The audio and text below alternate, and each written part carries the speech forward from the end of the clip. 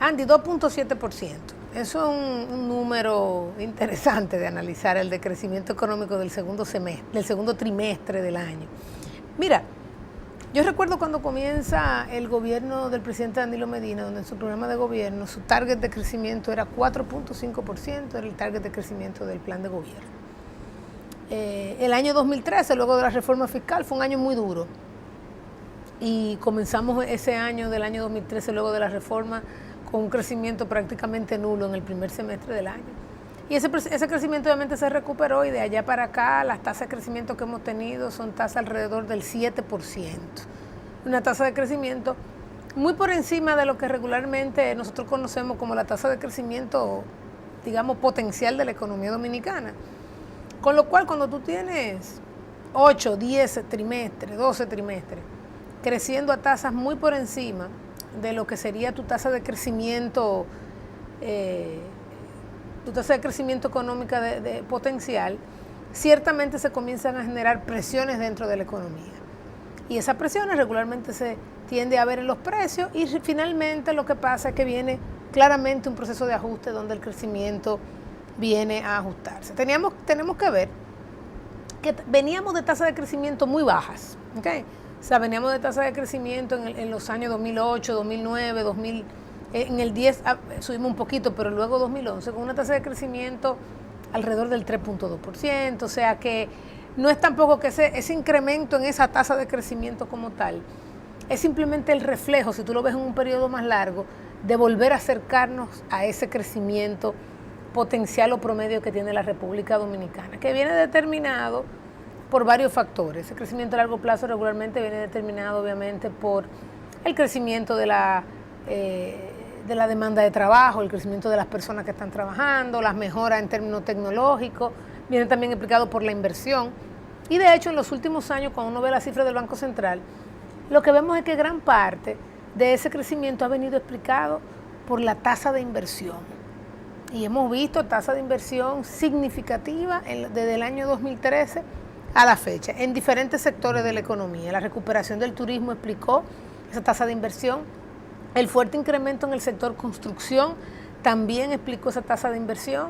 La expansión del sector comercio, que es visible, que es real, también eso, cuando tú tomas un sector, digamos, como el sector de bebidas alcohólicas, que en los últimos 2 años también ha aumentado, digamos, su producción y su inversión en la economía. Entonces, obviamente, pues tú dices, bueno, ya yo sé de dónde está viniendo este crecimiento. Como bien tú dices, Andy, el ambiente en el que estamos actualmente, es normal que los inversionistas hagan una pausa, ¿verdad? En un ambiente donde te cambian un poco las reglas de juego, en un ambiente donde se habla de una reforma fiscal, pero no se termina de concretizar una reforma fiscal, donde se habla de un grupo de reformas, pero todavía no estamos en grupo de reformas, donde el mismo sector eléctrico, que es un sector de potencial inversión importante en la economía, también se encuentra sumergido dentro de un pacto. Entonces, ciertamente, la tasa de inversión, cuando nosotros vemos el primer trimestre, lo que cayó muchísimo, según la cifra del Banco Central, fue el crecimiento de la inversión, tanto pública como inversión privada. Y eso obviamente lo vamos a ver reflejado tanto en la capacidad de generación de empleo, en la capacidad de poder pagar buenos salarios a la economía, y por ende en la capacidad de generar consumo, y claramente pues todo eso finalmente se ve reflejado en el sector financiero y en otras variables de la economía. Tanto así, Andy, que cuando tú ves las importaciones, por ejemplo, quitando combustible, tú también ves un crecimiento muy bajo de las importaciones no combustibles, no petroleras, vamos a decir. También tú ves una desaceleración fuerte del tema de las importaciones. Cuando tú tomas, por ejemplo, importaciones de vehículos, el crecimiento con respecto al año pasado fue 0. Tenemos que tomar en cuenta que el año pasado a veces quizás no es un punto muy de referencia, ¿verdad? Porque fue un año electoral, donde cuando tú dices, mira, el gasto público casi no ha crecido. Bueno, pero el año pasado, si creció 16 el año pasado, y este año está creciendo un 0.1 o 0 con respecto al año pasado, tampoco es que no se ha gastado nada, ¿verdad? Entonces, en ese escenario, entonces tú ves las importaciones que están cayendo, las exportaciones también, que hablábamos en programas pasados, que tampoco se están recuperando. Entonces, ciertamente, se explica ese entorno en el que estamos. Hay economistas y analistas que cuestionan, dicen, bueno, pero hay que reaccionar tan rápido con una política monetaria expansiva ante un trimestre o 2 trimestres de un poquito de desaceleración. Quizá el banco está viendo a futuro y ves que este proceso de desaceleración, si no se entraba este estímulo de la política monetaria, podría verse afectado más fuertemente. Es importante, Andy, tomar en cuenta el rol del Banco Central. El rol y los instrumentos y herramientas que tiene el Banco Central para cumplir con ese rol. Uno de los roles del Banco Central, obviamente que es, y se lo he impuesto, es el mantener un nivel de precio, una inflación bajo control. Tenemos un target de inflación, un objetivo de inflación en una banda, y un objetivo primordial del Banco Central es mantener ese precio en esa banda. Cuando no existen choques externos o choques internos fuertes que atenten contra ese nivel de precio, entonces regularmente viene este segundo objetivo que tiene el Banco Central, y tú lo puedes ver de dos perspectivas, es el tema o de la demanda de empleo o del crecimiento económico, ¿verdad que sí? Y hacer que estos flujos, estas fluctuaciones que hay en la economía no tengan efectos permanentes o no deseados sobre la gente en la República Dominicana. ¿Qué quiere decir eso? Cuando tú ves que tú tienes un tema transitorio y de ciclo, regularmente entra el Banco Central a actuar, porque si tú dejas que el ciclo vaya solo, entonces de repente tú tienes gente que deja su empleo, tiene impacto permanente en esos hogares, y de repente viene y sube la demanda, y hay un nivel de inestabilidad. Bueno, parte del rol del Banco Central es que este ciclo lo haga un poquito menos difícil o menos errático que haga este ciclo. Entonces, desde esa perspectiva tú dices, mira, quizá el Banco Central está viendo algo, ya vio 2 trimestres, ve que si no entra en esta política monetaria podría tener esos efectos no deseados, y entonces decide intervenir en la política monetaria. Eso por un lado. El otro tema que tú hablaste es el tema de los instrumentos. Como tú bien dices, el Banco Central, uno de los instrumentos que utiliza, que no es algo normal en los bancos centrales, son títulos de largo plazo, ¿verdad? Entonces dice, mira, para gestionar la liquidez y por ende a través de la liquidez el nivel de actividad económica o las tasas de interés, bajar las tasas de interés y con eso se tiene el nivel de actividad económica, regularmente los bancos centrales tienen este tipo de herramientas, como tú bien dices, el encaje o el tema de aumentar o reducir el encaje para que eso suceda. Aquí tenemos una metodología hace muchos años ya donde no solamente te reduzco el encaje, sino que te digo dónde yo quiero que tú prestes ese encaje, ¿ok? Y también están las tasas de corto plazo, que son las tasas de instrumentos de deuda a menos de un año, donde el Banco Central pues dice, mira, si esto es una situación que no es permanente, es una situación que yo la veo de un año, 18 meses, entonces yo utilizo esta tasa de referencia para que esta liquidez de corto plazo el sector privado me la encauce por donde yo quiero que vaya, y así obviamente lograr las tasas de crecimiento que yo quiero que logre. Un tercer instrumento que utiliza el Banco Central en la República Dominicana, quizás de manera más activa, son los títulos a largo plazo, ¿verdad? Que hoy Banco Central, luego de la crisis financiera, del rescate bancario, se quedó con una deuda ahí a largo plazo, y en el fondo pues de vez en cuando se utiliza esta deuda para ser parte de ese rol de política monetaria, inclusive de política cambiaria. Entonces ahí tú te preguntas, ¿cuál es el efecto de esto? ¿Qué me provoca esto? Regularmente estos títulos que son a más largo plazo tienen tasas de interés mucho más altas, o deberían, que las letras. Hoy en día, entonces, cuando tú haces ese análisis, ni siquiera te encuentras con esa gran diferencia. A veces tú encuentras letras de un año con tasas 100 puntos básicos por debajo de títulos que tienen 5 y 7 años, emitidos ambos por el Banco Central. Extraño, una letra al 9% un año, y un título del Banco Central que en ocasiones cuando la tasa está muy bajita te lo coloca hasta el 11%. Bien. Con duraciones radicalmente diferentes. El hecho es que al tú tener este benchmark de estos préstamos a largo plazo, es mucho más difícil manejar tasas de corto plazo más bajas, cuando obviamente estos dos títulos en el fondo semicompiten entre sí para lograr el efecto que nosotros queremos de política monetaria. Eso es una tarea por hacer y un punto importante. Es un reto para el Banco Central, porque cuando tú saques los préstamos, los títulos a largo plazo, te tenga que manejar bajo una política de título de corto plazo, de encaje, de política monetaria súper activa, donde esos títulos a largo plazo, ¿qué logran? Que cuando haya que hacer una intervención fuerte, oye, sacar estos títulos es muy efectivo de un solo, cuando tú quieres sacar liquidez fuertemente. Cuando ya tú no tengas ese instrumento, obviamente tú vas a tener que utilizar tus letras, que utilizar tus mecanismos de corto plazo. Y yo creo que eso va a ser muy rico el sistema, el mercado. O sea, es algo que nosotros como economía inclusive necesitamos. Sí, y comenzar obviamente a quitar la distorsión que ya hemos hablado varias veces, que existe con Hacienda en la colocación de títulos. Cuando esto suceda, yo creo que inclusive el mercado monetario, el mercado de valores, se lo va a agradecer.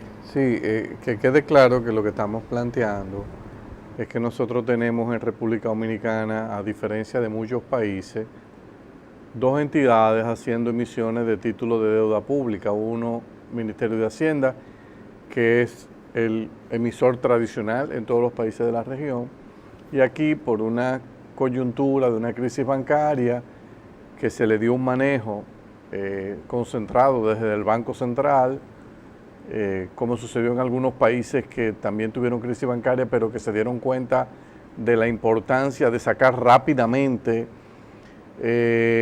esas operaciones del Banco Central porque podía contaminar todo el proceso de política monetaria. Nosotros aquí lamentablemente nos quedamos estancados, enchivados con esto, y tenemos entonces un Banco Central muy activo, muchas veces un emisor mucho más grande, mucho más importante que el propio emisor de Hacienda cuando lo hace internamente en el mercado doméstico. Entonces lo que se plantea es que la distorsión la crea este Banco Central emitiendo títulos a largo plazo, y que lo que han hecho muchos países es sacar esto o lo llevan a una tercera entidad cuasi fiscal y desde ahí lo manejan, pero lo desconectan de los demás instrumentos de política monetaria, o lo más natural y lo ideal es llevarlo directamente al Ministerio de Hacienda, donde entonces una Dirección General de Crédito Público más potente tendría que asumir todas estas operaciones. La ventaja que eso tiene es que usted tiene un emisor estatal prácticamente que opera como monopolio, tiene más capacidad en la fijación del precio, elimina cualquier ruido o grasa que pueda haber entre los yields o los rendimientos de los títulos de Hacienda y los del Banco Central, y permite entonces que el Banco Central se circunscriba a instrumentos de muy corto plazo, operaciones de letra, etcétera, que también no es que tiene licencia para emitir esos instrumentos, como tú planteaste, Jackie. Si una inflación un 2%, tú no vas a salir con una letra de un año a 9%. Eso no puede ocurrir. O sea, se supone que ahí las letras tendrían que salir a 4, 3.7, 3.8, que es un súper rendimiento cuando usted tiene una inflación de un 1, un 2. O sea, eso sería más o menos lo razonable. Eso va a tomar tiempo que se entienda, que se asimile. Uno viene predicando por esta reforma desde hace muchos años, pero por alguna razón no se ha podido convencer a los ámbitos fiscales del gobierno y al Banco Central de la importancia de esto, o sea, de que estas operaciones sean totalmente retiradas del Banco Central y que se manejen en el ámbito fiscal, en el ámbito de la hacienda pública. Analizando ya aquí, volviendo de nuevo al tema de los sectores, que ha pasado en este primer semestre, que uno observa, uno nota que un sector que llama la atención y que ha caído dramáticamente es el sector construcción. Sí. El sector construcción, uno ve que los volúmenes de operaciones han caído, uno está motivado a pensar que ha caído mucho la inversión en inversión pública, pero cuando uno va al gasto de capital en el ámbito de la inversión pública, ha habido una caída, ha habido un estancamiento, no ha crecido nada, pero obviamente hay informaciones de que también ha caído la inversión en construcción privada. Entonces esto es algo que debe llamar la atención. Algo que uno nota es que aparentemente el gobierno ha ido concluyendo importantes proyectos de obras públicas y como que no ha habido agregaciones de nuevos proyectos a esa cartera en ejecución. Es algo que habría que analizar cuál es la razón. ¿Por qué razón? Por ejemplo, yo sé que la circunvalación de Santo Domingo se quedó con el tramo 1 y el tramo 2 y quedan un tramo 3 y un tramo 4. La pregunta es, ¿por qué eso no ha continuado? Hemos visto el corredor de la autopista de las Américas, lo que se está haciendo con unos elevados para tratar de acelerar una obra de gran impacto, o sea, una obra muy importante, que parece que lleva un ritmo adecuado, por lo que uno ha visto, pero más allá de eso no luce existir una cartera de proyectos bastante agresiva. Tú me comentabas que cuando uno ve al Ministerio de Obras Públicas más en áreas menores de labores de mantenimiento, etcétera, uno como que dice, bueno, ¿y qué está pasando? ¿Por qué otras obras de infraestructura física no arrancan? Ese es un tema que las autoridades tendrían que evaluar, a ver qué otro tipo de proyecto de infraestructura vial podría arrancar que pudiese dinamizar, porque tenemos lo de la ciudad Juan Bosch en materia de vivienda, que el gobierno está bastante agresivo. En la industria uno observa niveles bastante más agresivos en el área de azúcar. Las ventas del sector de azúcar están disparadas, las de bebida comportándose de nuevo también bien, al igual que las de tabaco. Y claro, refinería de petróleo, pero tiene mucho que ver con el efecto precio. En el ámbito de los sectores de servicio, preocupante que las ventas del comercio, que no está ligada a venta de automóviles y a venta de combustible, esté prácticamente estancada. O sea, crecimiento de menos del 1%. Comunicaciones, estancado. O sea, prácticamente un poquito por debajo este año de lo del año pasado, y eso es un reflejo de ralentización del crecimiento. Cuando uno toma en cambio hoteles, bares y restaurantes, es un crecimiento razonable. Electricidad, gas y agua, uno ha notado un aumento de la oferta eléctrica de manera significativa este año y ha habido un fuerte crecimiento de las facturaciones de las empresas distribuidoras de electricidad. Intermediación financiera también sigue creciendo, al igual que años anteriores, más de un 10%, un 9%, y también transporte está acusando un crecimiento razonable. Pero habrá que ver qué va a pasar en estos próximos 2 trimestres que le quedan al año. Creo que el gobierno debe tratar de dar el salto a todo este marasmo de la incertidumbre política que crearon las protestas durante el primer semestre, sacudirse un poco y hacer algunos anuncios de impacto importantes que levanten las expectativas y que el espíritu animal de nuestros empresarios y de los extranjeros pueda revertirse en un mayor crecimiento de la demanda agregada. Volvemos con el segmento final.